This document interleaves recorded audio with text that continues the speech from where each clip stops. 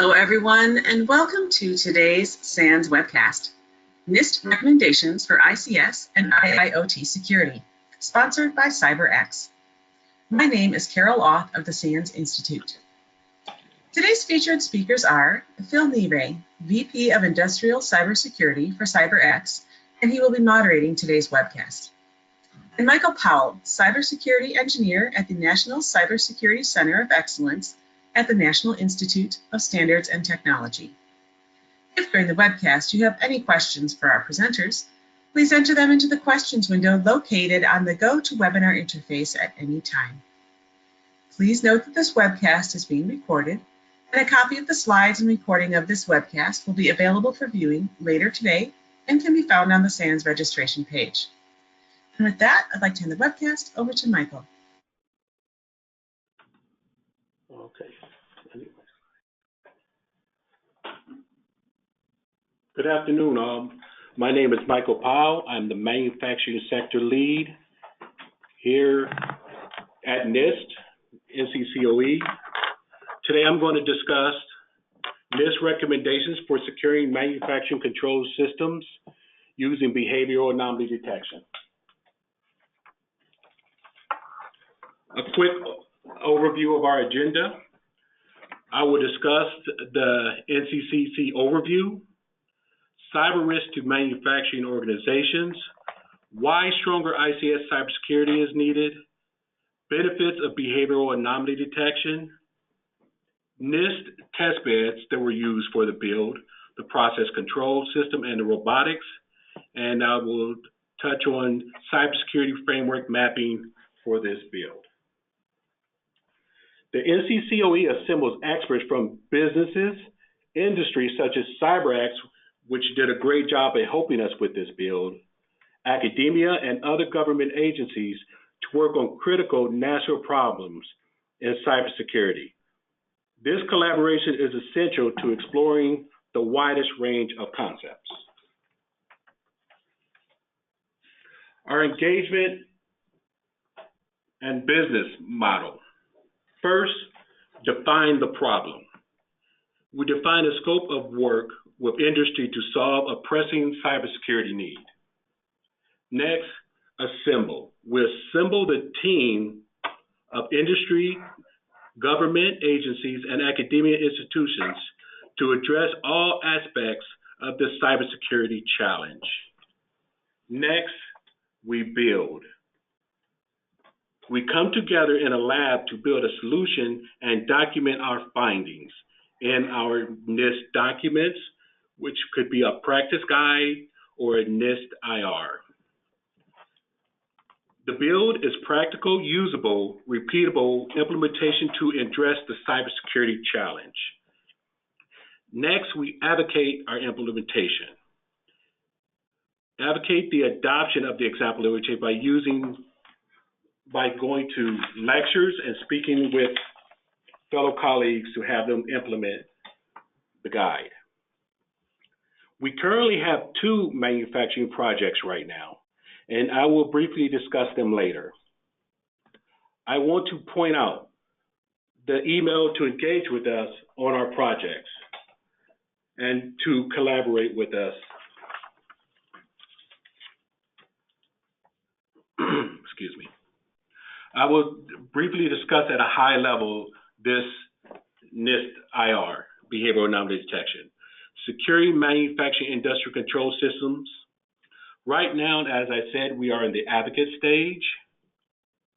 And the goal is to provide a cybersecurity example solutions that businesses can implement or use to strengthen their cybersecurity in their manufacturing processes using behavioral anomaly detection tools. This document is in its final stages and should be released March of this year. You can download a draft right now on the website as shown on the slide.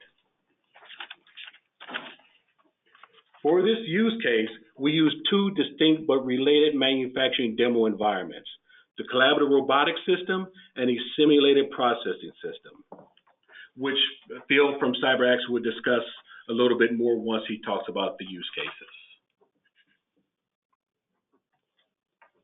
The behavioral anomaly capability is achieved by 3 different detection methods: network-based, which was used by CyberX, agent-based, and historian-based.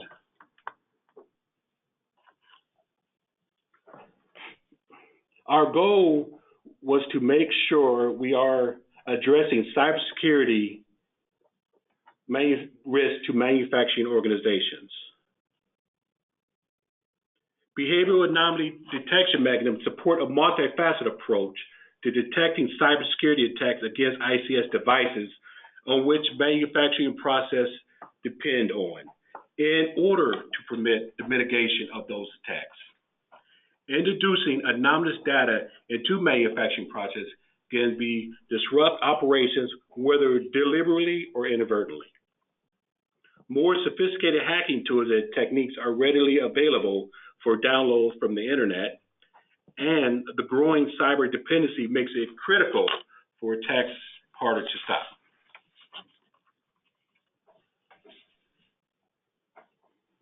The NIST IR is intended to help organizations accomplish their goals by using anomaly detection tools. As you can see, there are many different such, but I will only discuss 2. Detect cyber incidents in time to permit effective response and recovery, and to reduce opportunities for disruptive cyber incidents by providing real-time monitoring and anomaly detection alerts using these tools. The environments that were used, the process and control system, emulates an industrial continuous monitoring manufacturing system, a manufacturing process to produce or process materials continuously, where the materials are continuously moving, going through chemical reactions, or undergoing mechanical or thermal treatment. Next, the collaborative robotics system, which consists of 4 distinct machining stations, 2 machine tending robots, and a supervisory PLC Modbus TCP. It also has HMI and several servers for executing.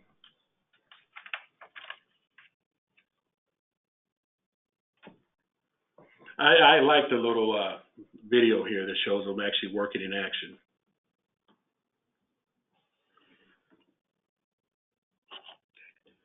We mapped the behavioral anomaly detection capabilities to NIST Cybersecurity Framework. This mapping allows manufacturers to align cybersecurity activities with business requirements, risk tolerances, and resources. The profile provides a manufacturing sector specific approach to cybersecurity from standards, guidelines, and industry best practices. Finally, I wanted to talk about our new project description that we have coming up, which hopefully should be out. It should be out next month for public comments. The name of the project is Protecting Information System Integrity and Manufacturing Environments. This project explores methods one could deploy to help prevent, mitigate the threat identified as it pertains to deploying cybersecurity capabilities in an ICS manufacturing environment, which CyberX hopefully will be taking part in this build with us also.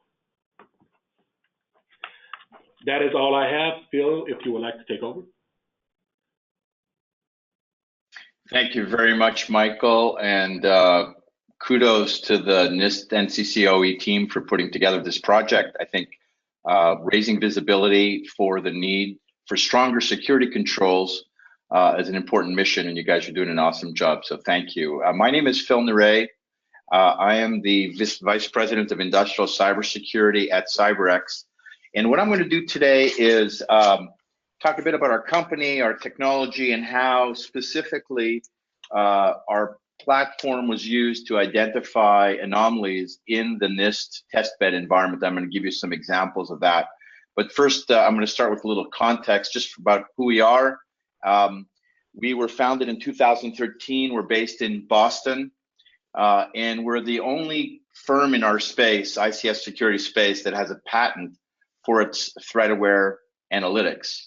Our customers tell us that we have a simple and mature solution that interoperates with what they already have in their environments, both on the OT side with respect to the diversity of automation vendors and in their security operations center.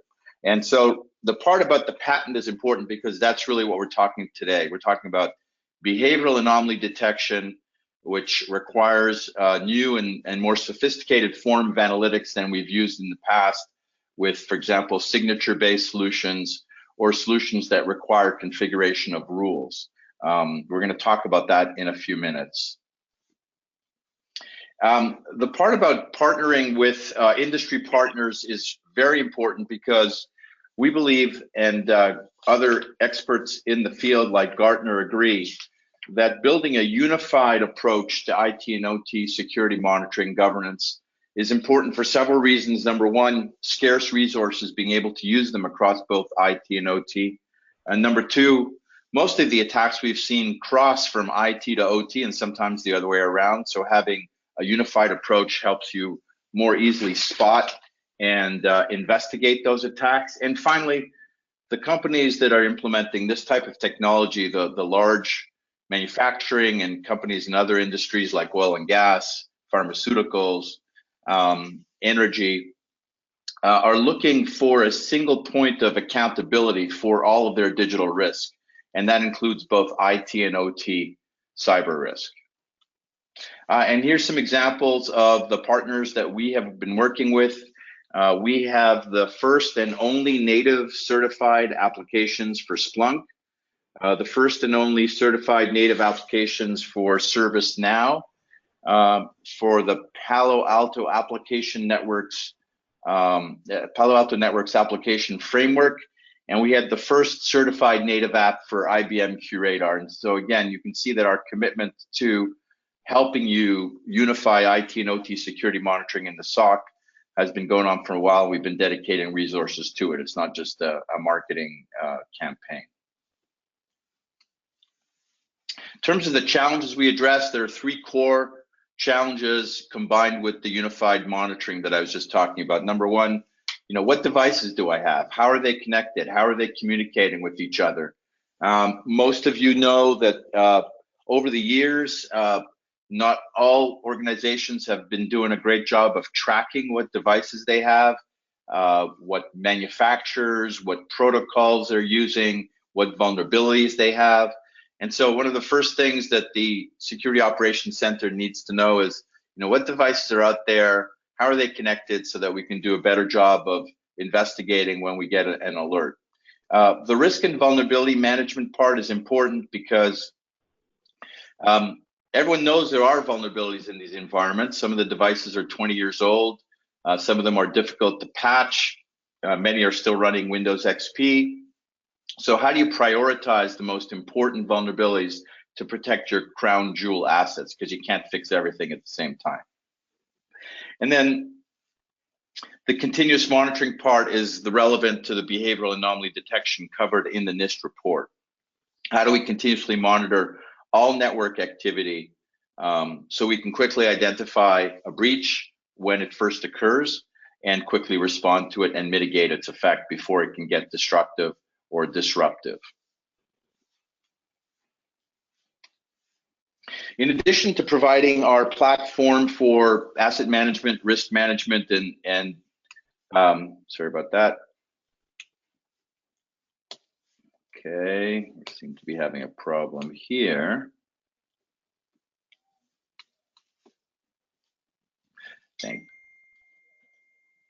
We also were the first company to create an in-house ICS threat intelligence team. Okay, it seems to have a mind of its own.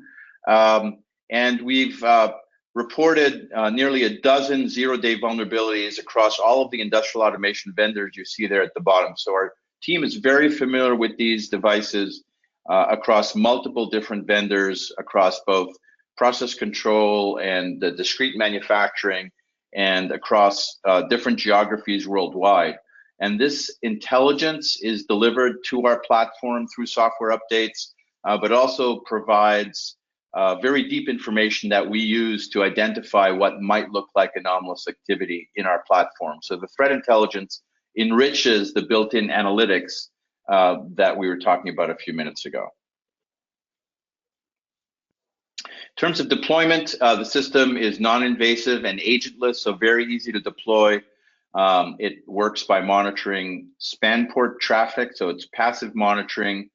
We use deep packet inspection and network traffic analysis to identify the assets and the threats.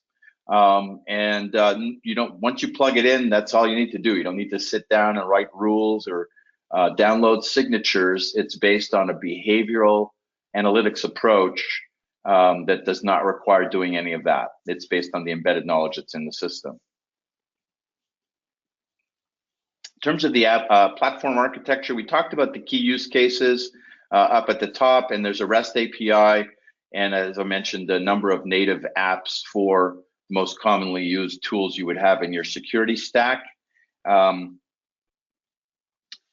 key, though, is this middle section here where we have 5 distinct analytics engines to detect anomalies, not just simply relying on baseline deviations, although that's part of our patent, is the way we look for baseline deviations in a way that minimizes false positives and false negatives, but several other mechanisms that'll show up in the examples we're going to see in a few minutes, one of them being protocol violations. If an attacker is misusing a protocol in the way that it was not designed to be used by the designer of the protocol, the vendor that built the industrial protocol, that could indicate an attempt to compromise a device or the protocol itself using a vulnerability. There might be function codes or values that were left undefined that the attacker is now using, and we're going to see that in an example in a few minutes. So that would be an example of an analytics engine that detects anomalies without relying solely on deviations from the baseline. We also have an engine that looks for operational issues. This is more relevant to the folks in the plant than to the folks in the security operations center. This would be indications of unusual activity that could indicate malfunctioning equipment or misconfigured equipment. And we found in our customer base that the data that we collect makes it very easy for the folks in the plant to troubleshoot those issues and identify the root cause. At the lowest level, of course, is a deep embedded knowledge of all the devices and protocols, our threat intelligence, which I mentioned before, and a unique in the industry capability called the Malware Analysis Sandbox, which allows you as a customer to upload suspicious files that you think might be ICS malware, have it analyzed in our ICS specific environment, and then the system returns with IOCs. So this is to address the fact that there are lots of sandboxes out there, but they were designed for IT, not OT. So if a piece of software is communicating on a given port that's unique to OT, or using a DLL that's unique to OT, most of the IT sandboxes won't really know what to do with that. So that's why we built our own malware analysis sandbox. And of course, central management console for getting a unified view of risk across all of your facilities worldwide and all of your business units with role-based access control to give different groups different access to different parts of the organization. And as I said before, the analytics engines are the key part that we're going to talk about here relative to the NIST study. So why is behavioral analytic and anomaly detection important nowadays? This is a report that came out recently from CrowdStrike, and what they're reporting is that the number of attacks that do not rely on malware is growing. It's up to 40%. And in fact, if you look at certain geographies like North America, almost 50% of the attacks do not rely on malware. And it's also a pretty high number for Europe and Indo-Pacific region. And so that means that attackers are getting smarter. They're not relying on signature, they don't need to worry about signature-based solutions in the environment because they're not using malware that can be identified through signatures or common IOCs. You can think of it as zero-day malware, but you can also think of it as people using stolen credentials, sort of diskless attacks, like using PowerShell, or even more recently, we've heard both from Cisco and then just recently in the last couple of days about compromises of routers that have, don't use malware that would easily be detected by signature-based solutions. So it's important to look at behavioral-based anomalies, because that's what you need to identify malware that's never been seen before or targeted attacks. And there was a great quote in this piece from CrowdStrike saying the important question isn't, how quickly can you prevent the initial compromise? It may be impossible to prevent a determined attacker from getting into your environment. What's really required is to be able to very quickly detect that an attacker is in your environment and then investigate and remediate or contain the threat. And that's how we help our customers in the ICS space specifically. The other reason that we need to look at behavioral anomaly detection is that these environments, as you probably know, are vulnerable, insecure by design. There are many vulnerabilities. This is a report you can download from the URL at the bottom left that looks at network traffic data that we collected from over 850 production ICS networks across all of the industrial sectors and across multiple continents worldwide. And you can see some of these things may not be surprising to you. The fact that nearly half of the sites we analyzed are still running unsupported versions of Windows like XP, making them very susceptible to attacks. Nearly 2/3 are still using plain text passwords on their network, which means if an attacker gets in, they can very quickly snip the traffic and monitor for plain text passwords that they can then use to get into other systems. And also this idea of the air gap that many, some less now than a few years ago, believe is the only protection they need. The air gap has long been believed to be mythical. What we found is that nearly half of the sites we analyzed had internet connections, either because they didn't know about them or because there were connections, multiple connections between IT and OT subnets that were not being monitored or segmented. Certainly very flat networks. We found a lot of those across both IT and OT. And then some cases it just might be, a control engineer needs access to the internet when they're in the OT network to be able to look up a vendor, industrial automation vendor's documentation, and maybe they put in a dual-homed Ethernet card in their device, in their laptop to be able to do that. So these are other reasons why it's easier and easier for attackers to break into these environments. So I'm going to talk about Triton. This is an attack that many folks have talked about, and you may be thinking, why are you talking about it again? I'm going to talk about it for two reasons. One, there was some new information released in January at the S4 conference that showed some interesting details about this attack that we didn't know about before.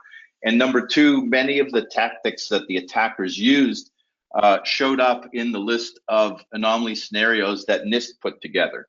And NIST put this list together before we knew anything about Triton, so it's kind of interesting. For those of you who are not familiar with Triton, it was an attack launched on a petrochemical facility. And what was unusual about it is the attackers went after the safety controllers in the plant, and they compromised those safety controllers. And the idea was that they were going to disable the safety controllers, then cause something else to happen that would blow up the plant, cause loss of life, potentially environmental damage, because the safety controllers would no longer be able to shut down the plant, which is their job if the temperature, for example, or the pressure goes above certain thresholds.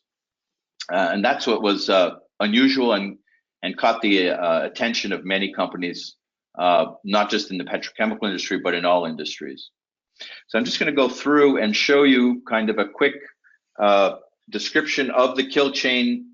We were guessing about some of the elements of this kill chain when we put it together shortly after the attack occurred, but turns out we were right about some of this. So one of the things we're not sure about exactly how they got into the network in the first place. We're going to guess that they stole OT credentials, since this is probably the most common approach. It was the one mentioned in the FBI DHS report last March about Russian threat actors being in our critical infrastructure. But by using those stolen credentials, they were able to go through the firewall between OT and IT and through the DMZ and install malware on one of the Windows-based devices in the OT environment. We don't know which one. We're going to guess it was the engineering workstation. Could have been the HMI. This was Python-based code that had been compiled to run on Windows. And here's where the interesting part comes. This code was purpose-built to communicate directly with the safety PLC using its native ICS protocol, which is the Tri-Station protocol. So these attackers knew enough about this environment that they knew those were the devices in the environment. They were Schneider Electric Triconic safety controllers, and they were probably doing reconnaissance in that environment for months before. The way we discovered that this attack was occurring was they made a mistake in the code, and the safety controllers shut down the plant for a week. And we're going to see some information about that in a second. So the idea was to take over these controllers. The attackers actually installed a remote access Trojan into the firmware memory region of the PLC, so they knew enough about the memory layout of that device to be able to insert their backdoor without disturbing its normal operation. Very sophisticated attack. And the idea was that they would then disable the safety controller and launch a second cyber attack, causing loss of life, certainly asset damage, and potentially environmental damage. So a behavioral anomaly detection system like ours would have detected strange things going on multiple times during this kill chain. Number one, the remote access connection from OT to IT to OT. Number two, during the reconnaissance phase, the attackers were likely doing address scans and port scans. Number three, they uploaded new ladder logic code into the PLC as a precursor to replacing the firmware or putting their backdoor into the firmware. So that would also be detected. And then finally, the fact that they were using the Triconics protocol in a way that it wasn't intended to be used would also have been flagged as a protocol violation. That's one of the analytics engines I mentioned before, and I'm going to show you exactly what they did. It was very sophisticated. We reverse engineered this malware early last year. You can see a full report on our blog at the URL below. We also posted some snort signatures for the attack, but of course, snort signatures would only help you if the attackers use the exact same code. So I think a behavioral approach is much better. But if you look at what they did to get into the PLC, they used a standard command that's part of the Triconics protocol called get MP status. It's not used that often, but this command has a special identifier, and or they inserted a special identifier such that if there was no identifier, the command proceeded into the PLC as it normally would, and the original code that was intended to be executed in the PLC got executed. However, if that field in the command had an FF in it, the code that they put into the PLC would then check to see if it had an FF, and if it did, it was a way for them to communicate with their backdoor. So if the opcode associated with that special identifier was a 17, it meant we're reading the memory in our backdoor. And if it was a 41, it was a write memory, and if it was a F9, it was execute code. So you can see this is very sophisticated. They built their own modification of the native Triconics protocol so that they could communicate with their backdoor. And all of these things, as we're going to see shortly, would have triggered alerts from a behavioral anomaly detection system. So some new information came out in January at the S419 conference that was kind of interesting. Number one, there were actually two incidents, not one. There was another incident a couple of months before where the plant was shut down when the safety controller was tripped. The plant folks called in their automation vendor, which concluded that it was a mechanical failure. So they missed a really key opportunity here to identify a cyber attack. And this is another reason why security teams from the SOC need to have visibility into what's going on in the plant, because they can provide additional insights when these incidents occur. It may be a mechanical issue, but it may not. So you want to catch that early on. The other fact that came out of this presentation at S4 is that the second incident actually affected 6 safety controllers, not just 2. This is when they shut down the plant the second time. So you can think of hundreds of millions of dollars of downtime and cleanup just from these accidental shutdown, not to mention the danger from some toxic gases. And then finally, in the incident response, there were multiple red flags that were ignored. The firewalls were misconfigured, so that allowed the attackers to very easily move from IT to the DMZ to the OT network. There were AV alerts on the workstations that were being ignored that would have told security teams that Mimikatz credential stealing malware was being used. There is something called the run program key on these safety controllers. You're supposed to leave it in the run key most of the time and put it in the program key only when you're updating ladder logic code, which is what the attackers did. They uploaded ladder logic code. Anecdotal evidence suggests that most organizations just leave it in the program key all the time because it's a pain and may actually be dangerous to go out onto the plant floor, or in this case, a petrochemical plant, to switch the position of the key. And then finally, suspicious RDP sessions from the IT network to the plant's engineering workstations. Again, an example of remote access from the IT network to the OT network that could indicate something suspicious and unauthorized going on. And I'll point you also to the 3 articles at the bottom there, Dark Reading, Cyberscoop, and EE News. Excellent articles reporting on this talk that was at S419 with more details. True lesson, though, was not so much technical as organizational, which was that there were clearly missing definitions about whose role it was to ensure that controls had been properly implemented and that were actually effective. Was it IT? Was it OT? Was it the integrator that built the plant? Was it the automation vendor that supplied the equipment? There was clearly a miss here from an organizational point of view that might have prevented this attack early on. So now let me move on to the anomaly scenarios in the NIST report. There's 15 of them. I'm not going to go through every single one of them. I just wanted to show you the full list, and I'm going to pick 5 or 6 to give you an example.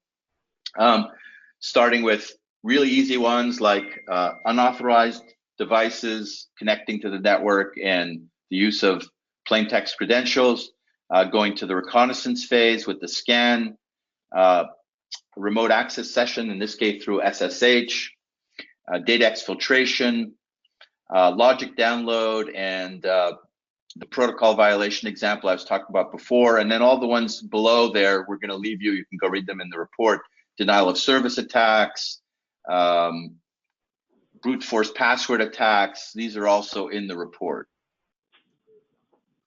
The way alerts show up in our system is in 2 ways. One is in this timeline, another is in an alert dashboard, and you can bounce back and forth between them. So the idea here with the event timeline is this gives you a good way to go back and investigate the incident and look at what else was going on at the time. And these aren't all alerts. Some of them might be a notice. A programming update to a PLC might be a legitimate update, but you want to know about it and you want to have a workflow for knowing who to call in the plant, which automation engineer to call to find out if this was legitimate or not, or if it happens on a regular basis at a certain time. But you can see the variety of alerts that you see that are identified by our system. It's really hundreds of different scenarios, behavioral scenarios that our system identifies, including some of the ones we've been talking about today, like remote access connections and things like that. So the first one was unauthorized devices connected to the network. This is a classic anomaly that all of our customers want to know about. Did a contractor plug their laptop into the network? Did an employee plug their laptop into the network? Did somebody at the plant level buy a new device and put it into the network without telling anybody? You want to know about that right away, and you want to have a workflow for executing it. And for all of these, at the bottom, I'll be showing some of the text that I pulled right out of the NIST report explaining either the severity or the importance of the anomaly or how it was simulated in the testbed environment. So that's what you see down there. Second one is the use of unencrypted credentials. In this case, it was using HTTP instead of HTTPS to get access, in this case, to a directory. And it was immediately identified as something that we should know about. Polaris in the testbed environment was the engineering workstation that was part of the standard simulated environment. The next one is an address scan. So both address scans and port scans are important. As NIST describes at the bottom, this is a way for attackers to locate vulnerable services, vulnerable devices in the reconnaissance phase. And the reconnaissance phase can last, for months. I mean, in the case of the Ukraine grid attacks, we know that guys were in there for a long time as well. And here you can see that the system immediately detected that address scan, and there'd be a similar alert for a port scan. Next one is a remote access section. In the Triton case, they used RDP. In this case, it was SSH. In this case, actually, it was SSH going to the internet. So it was a, sorry, not going to the internet. That's the next example. So this was an example of someone using an SSH connection from the engineering workstation to a server.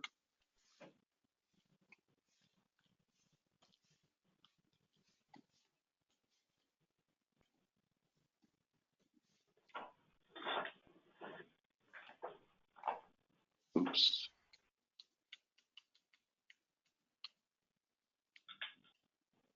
Next one is data exfiltration to the internet. I mean, the attackers need to have some way of communicating with their software that's installed in your environment. So they're going to find some way to do it.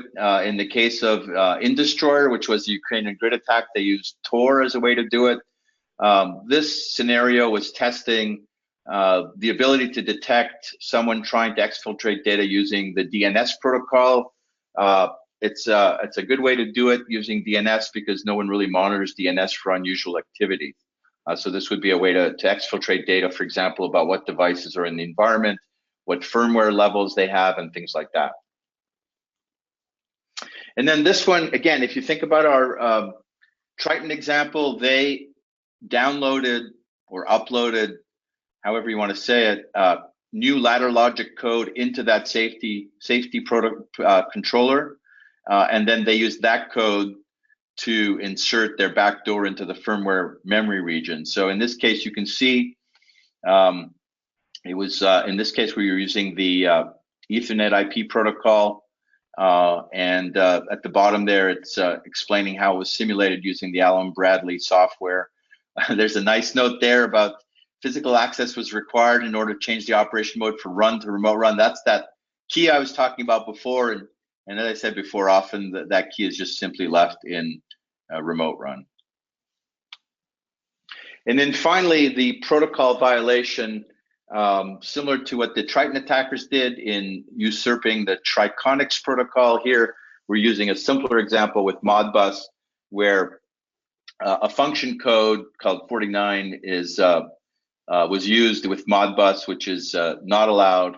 And you can see also at the bottom, there's a notification the PCAP file exists. So in many of these alerts, we'll capture the full PCAP file so that you can do a deeper dive if required. Just give you an idea of what the alert flow would be in a typical scenario. So you get some alerts. Again, they can come from the alert dashboard. I'm looking at them here on the timeline.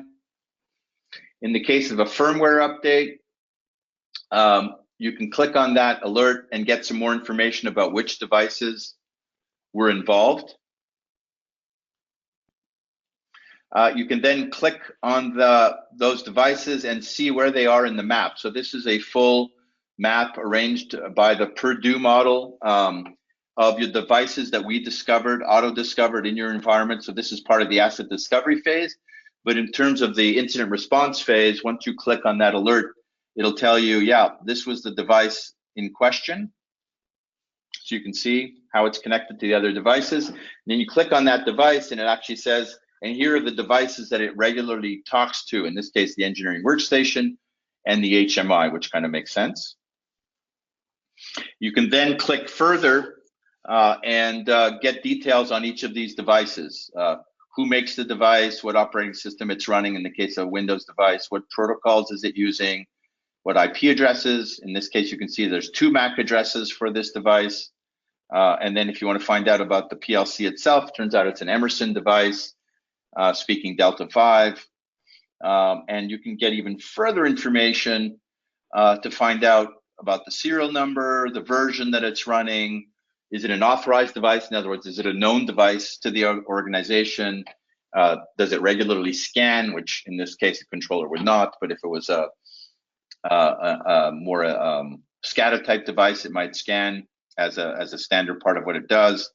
And then again, you can see down there some more information about IP address and MAC address. So very detailed information, again, to give visibility to the SOC team so they can better understand what's going on. It's another reason why IT security tools aren't really suited for this environment. They don't know what these protocols are. They can't do network traffic analysis on these protocols to understand their payloads. And they certainly don't know anything about these types of devices, especially the embedded devices. I'm going to wrap up with a description of part of the methodology that Idaho National Labs has defined. There's actually a full SANS webinar on this that you can go find on our website. All of the SANS webinars we've done are on our website with a transcript. So if you don't feel like watching the recording, you can just scan the transcript and look at the slides. And this was a webinar we did with Andy Bachman at INL a few months ago. Great quote: if you're in critical infrastructure, you should plan on you are going to be targeted. You will be targeted basically. And if you're targeted, you will be compromised. It's that simple. So it's very similar to what we heard at the beginning of the presentation from the folks at Cylance, which is, it's not how do you avoid being compromised, how do you quickly identify if you have. I'm going to focus on one of the 4 steps here. The method here is identify your crown jewel processes. In other words, the one whose compromise would cause a major issue to your firm, either a major environmental issue, safety issue, revenue issue, a major production line goes down.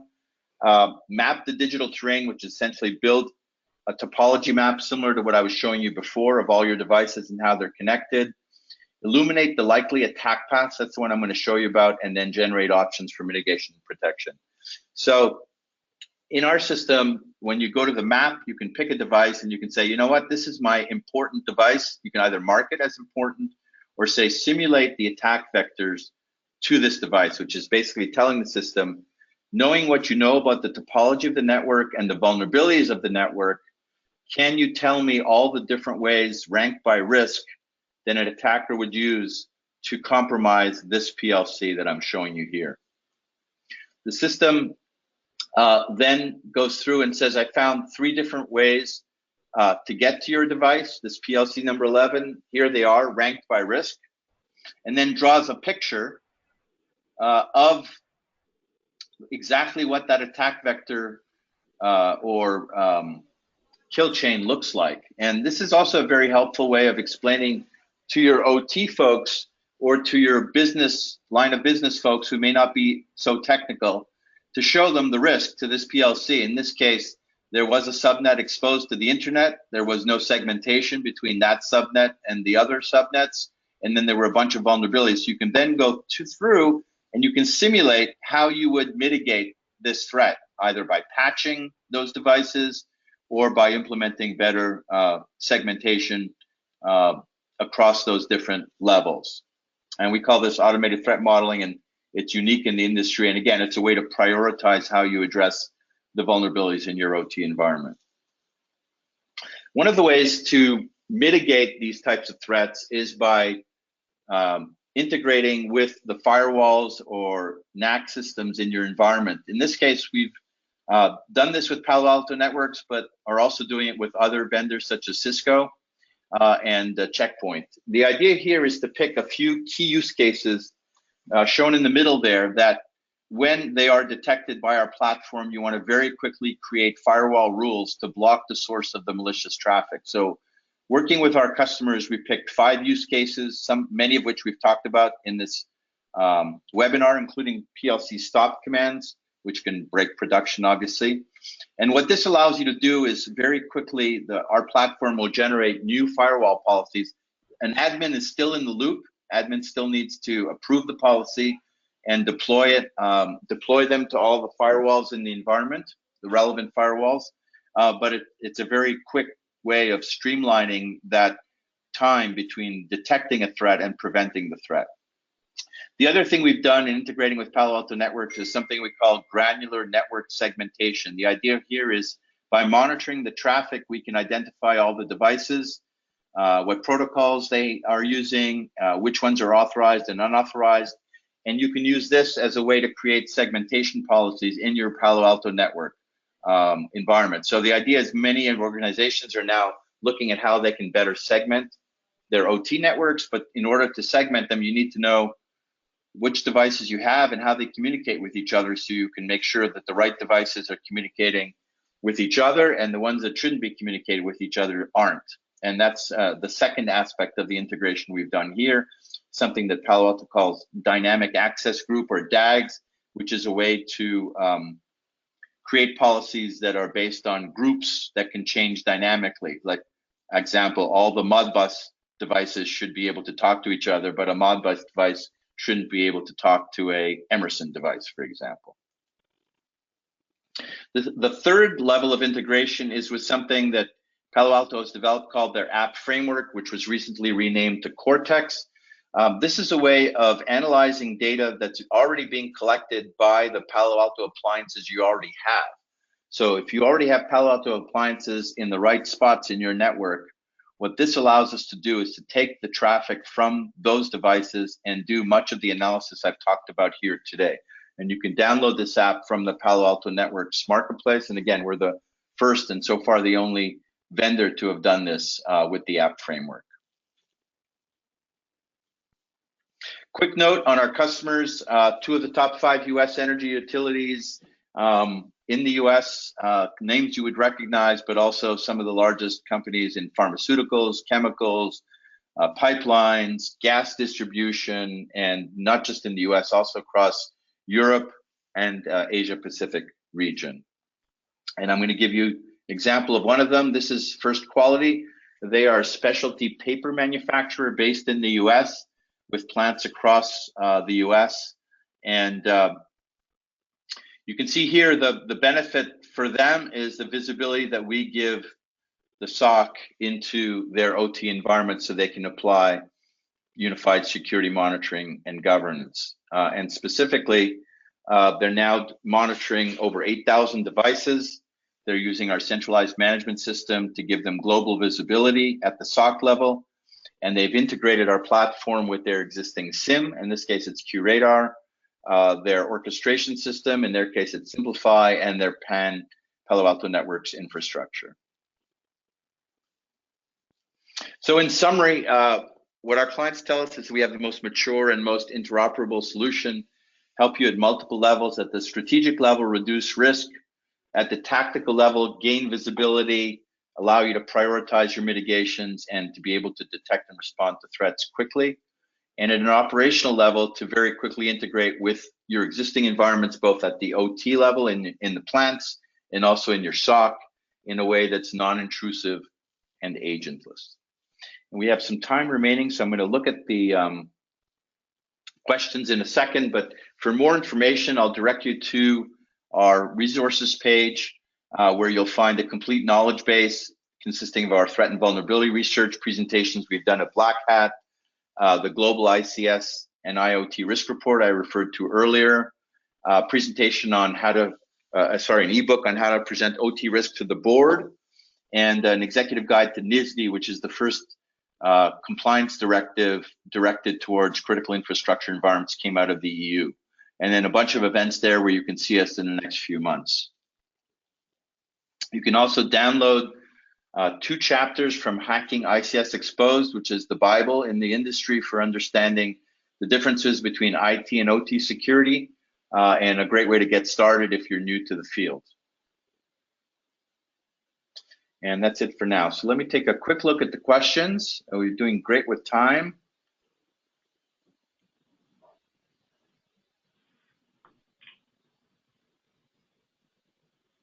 Question, can CyberX behavioral anomaly detection be used to monitor and detect unusual activity in other aspects of this, not just in manufacturing plants, but also in building management systems? And the answer is yes. We are being used for that, and it is part of our capability. The protocols are a little different in those environments, but we've reverse engineered them as well. We understand those devices. And that's particularly relevant to, for example, data centers. If you're an organization that relies on your data center, like in financial services, or if you're a cloud provider, also if you're in the transportation industry, running airports, for example, they have building management systems, they have power management systems, and they have all the other control systems that we've talked about before for their automated baggage handling and various other things. So yes, definitely relevant to those other areas. And let's see. Yeah, question about NIST 800-53 controls. We do have some information about how our platform will help you address that. We also have some information about how we'll address how the various aspects of our platform address multiple dimensions of the NIST CSF. The slide that the folks from NIST presented only looked at the detect portion, but we will also handle the other portions as well, either directly or through integration with other products. So both the identify part, which would be relevant to asset discovery, the prevent part, which would be related to vulnerability management, threat modeling that I talked about, and integration with firewalls. The detect part we talked about, the respond part relative to incident response and forensics and integration with your SIM, and then the recovery part relevant to how you automate recovery activities and how you automate reporting to all of your stakeholders. Question about the pricing for these systems. That typically they're priced per site. So if you need, usually an appliance usually our customers are using one appliance per site, so it's priced per appliance. The appliances are standard Dell servers, so there's nothing special. We're not a hardware company, we're a software company, but it's a way to license the technology that I've been talking to you about on a per site basis, based on the number of devices you have at certain breakpoints. And obviously, if you're, as many of our customers are, if you've got tens or hundreds of facilities worldwide, there's a sliding scale of pricing based on that. And somebody asked, can you monitor multiple sites? The central manager that I talked about at the beginning is the way we do that. And again, there's role-based access control. Let me go to that slide so that you can get a unified view across all of your sites.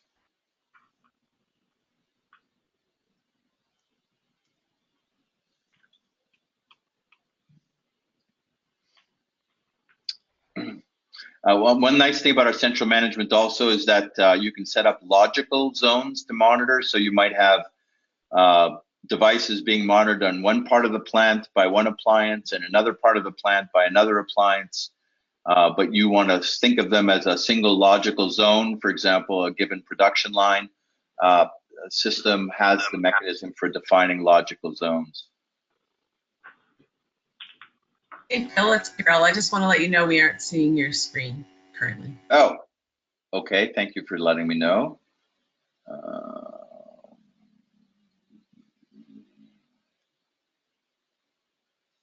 How about now? Yes. Thanks. Okay, great. Yeah, so this was relevant to the question one of the gentlemen asked about, can you manage multiple sites from a single console? And that's what our central management system does.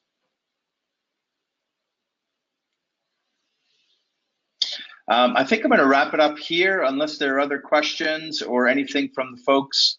Here's the question. Do you work with MSSPs? Absolutely. Many organizations don't have the manpower or resources to do this on their own. And we work with different MSSPs, IBM Security being one, DXC Technologies being another, Wipro being another. We'll really work with whoever you prefer as an MSSP, and we also offer our own expert ICS guys as a backup to your own team or to your MSSP team. So if sort of level 3 incident response is required, We have folks who handled incident response for their country, protecting their critical national infrastructure. These are guys who dealt with nation state threats day in and day out, who can then come on site and help with incident response, either for help your own team or to help the MSSPs. Okay, I think I'm going to wrap it up here. Thank you for your time today. Thank you, Mike and Jim and Tim from NIST NCCoE, A, for creating this project, and B, for helping us out with the webinar today. Encourage you to, if you have any other questions, send them to info@cyberxlabs.com. Down here, okay, I can't get to that so quickly. And Carol, thanks again for organizing a great event and all the logistics around it. All right, sure thing.